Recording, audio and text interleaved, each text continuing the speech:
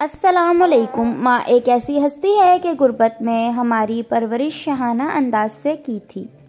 जैसे पहली तारीख आती, अब्बा 500 का नोट थमाते और कहते महीना भर इसी में गुजारना है, ज़रा संभल कर खर्च करना।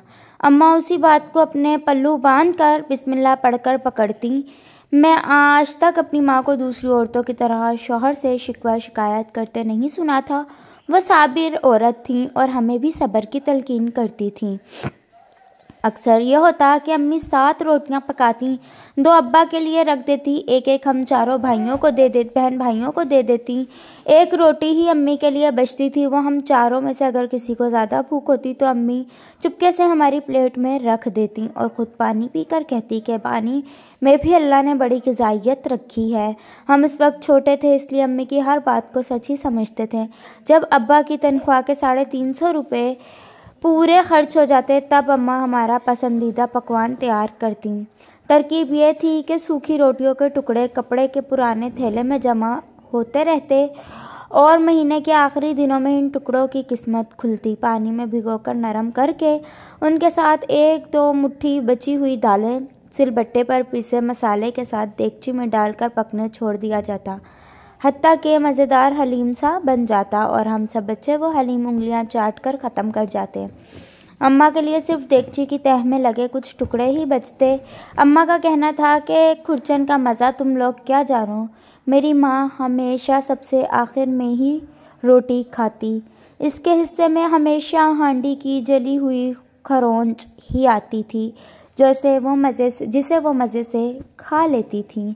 एक बार मैंने सोचा कि मैं वो खुरचन खाकर देखूं, लेकिन तो बहुत कड़वी कसैली और बदमज़ा थी। पता नहीं अम्मा कैसे खा लेती थी। और अम्मा ऐसी सूघड़ थी कि एक दिन गोभी पकती और अगले दिन उसी गोभी के पत्तों और डंठलों की सब्ज़ी बनती और यह कहना मुश्किल हो जाता कि गोभी ज़्यादा मज़े की थी या उसके डंठलों की सब्ज़ी। इसी तरह हमारे घर पर कभी आलू के छिलके उतार कर, आलू नहीं पके थे, हमेशा छिलकों समेत ही अम्मा आलू पकाती थी। कहती आलू के छिलकों में भी तवानाई होती है, ताकत आती है। हमारे घर बस दाल सब्जी ही तो पकती थी। हालांकि मेरे अब्बा गवर्नमेंट ऑफिसर थे, लेकिन अम्मा ने अब्बा से साफ कह दिया था कि रिश्वत की कमाई कभी ना लाना, मैं रूखी सूखी में गुजर बसर कर लूँगी। इसलिए अब्बा अपनी तनख्वाह से 1 पाई भी ऊपर नहीं लाते थे। अम्मा जब भी बाजार जाती तो गफूर दर्जी की दुकान के कोने में पड़ी कतरनों की पोटली बना के ले आती।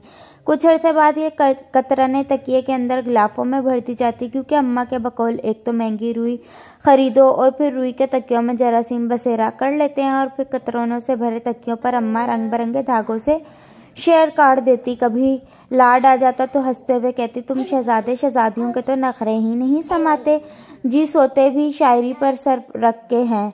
हम गरीब थे, लेकिन हमारी अम्मा ने हमें कभी भी किसी की उतरन नहीं पहनाई थी। वो हमेशा हमें शहजादा या शहजादी ही कहती थी।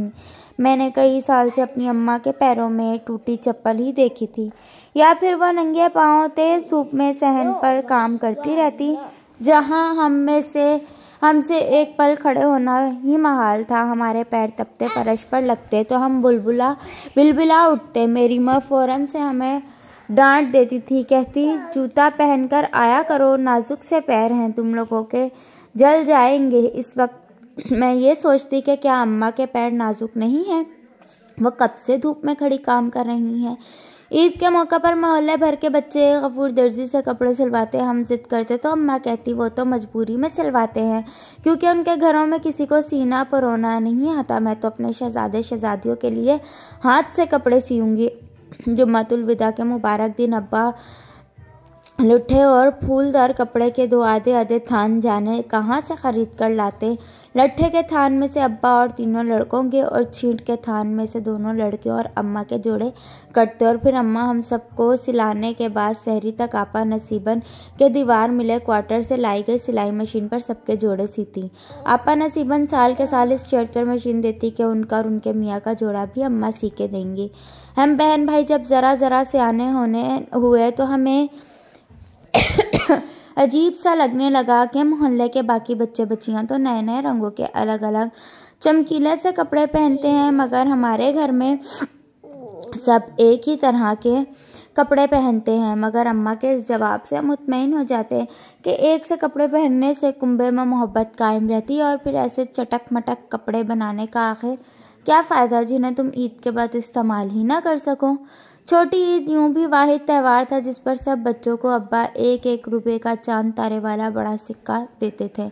उसका इंतज़ार और खर्च करने की मनसूबाबंदी में चांद रात आँखों में ही कट जाती। सुबह सुबह नमाज के बाद हम बच्चों की शॉपिंग शुरू हो जाती। सबसे पहले हर बहन भाई को डोके ठेले से एक एक पन्नी वाली गोल ऐनक खरीदता, जिसे पहनकर चाल भी उतराहट सी आ जाती।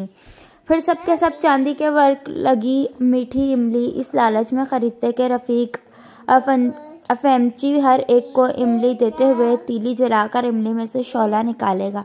फिर खाना बदोशों के ख्वांचे में भरी मिट्टी के खिलौनों और रंगीन कागज़ और बांस की लचकदार तीलियों से बने घग्गू घोड़े की बारी आती। आखिर में बस इतने पैसे बचते कि सोडे की बोतल आ सके। चुनाचा एक बोतल खरीदकर हम पांचों बहन भाई इसमें से बारी बारी एक एक घूंट लेते और नज़रें गाड़े रहते कि कहीं कोई बड़ा घूंट ना भर जाए। पैसा ख़त्म होने के बाद हम दूसरे बच्चों को पठान की छुरे वाली बंदूक से रंगीन और महमीन कागज़ से मुंढे चोबी खांचे पर लगे गुब्बारे फोड़ते बड़ी हसरत से देखते रहते। बंदरिया रीछ का तमाशा भी अक्सर मुफ्त हाथ आ जाता और ऊपर नीचे जाने वाले गोल चोबी झूले में बैठने से तो हम सब बहन भाई डरते थे, और इसका टिकट भी महंगा था। बकरा ईद पर सबके यहाँ कुर्बानी होती सिवाय हमारे, मगर यहाँ भी अम्मा की मंतक दिल को लगती कि जो लोग किसी वजह से दुनिया में कुर्बानी नहीं कर सकते उनके बकरे अल्लाह मियाँ ऊपर जमा करता रहता है। जब हम ऊपर जाएंगे तो एक साथ सब जानवर कुर्बान करेंगे इंशाअल्लाह। हमारे घर बस साल में बड़ी ईद पर ही आस पड़ोस से गोश्त आ जाता था, जिसमें गोश्त कम और चर्बी ज़्यादा होती थी। अम्मा उसे भी बड़े मज़ेदार तरीके से बनाती कि हम उंगलियां तक चाट जाते। अम्मा बस हमारे चेहरों की रौनक देखकर ही मुतमईन हो जाती। एक दफ़ा गुड़िया ने पूछा, अम्मा क्या हम जल्दी ऊपर नहीं जा सकते? हर सवाल पर मुतमईन कर देने वाली अम्मा चुप सी हो गईं और हमें सहन में छोड़कर इकलौते कमरे में चली गईं। हम बच्चों ने पहली बार कमरे से सिसकियों की आवाज़ें आती सुनी, मगर झांकने की हिम्मत ना हुई। समझ में नहीं आया कि आखिर गुड़िया की बात पर रोने की क्या बात थी। कोई 6-7 माह बाद एक दिन अब्बा बावर्ची खाने में काम करते करते गिर पड़े। अब्बा नौकरी पर थे और हम सब स्कूल में। घर आकर पता चला कि आपा नसीबिन अम्मा की चीख सुनकर दौड़ी दौड़ी आई और फिर गली के नुक्कड़ पर बैठने वाले डॉक्टर मोहसिन को बुला लाई। डॉक्टर साहब ने कहा कि अम्मा का दिल अचानक साथ छोड़ गया है। तदफीन के बाद एक रोज़ गुड़िया ने मेरा बाजू ज़ोर से पकड़ लिया और ये कहते हुए फूट पड़ी कि खुद तो ऊपर जाकर अगली ईद पर अकेले अकेले बकरे काटेंगी और हमें यहीं छोड़ गईं। तमाम अहबाब रमज़ान, ईदैन और दीगर खुशियों में गुरबा, यतीमों, मसाकीन और अपने आस पास सफ़ेद पोश लोगों को भी शरीक करें। जो गुर्बत के बावजूद सवाल नहीं करते वही असल हकदार होते हैं। फ्रेंड्स, अगर स्टोरी अच्छी लगे तो मेरे चैनल को सब्सक्राइब करें, बेल आइकन को प्रेस करें ताकि आने वाली हर नई वीडियो के नोटिफिकेशंस आपको मिलते रहें। मिलते हैं एक नेक्स्ट वीडियो में, तब तक के लिए अल्लाह हाफिज़।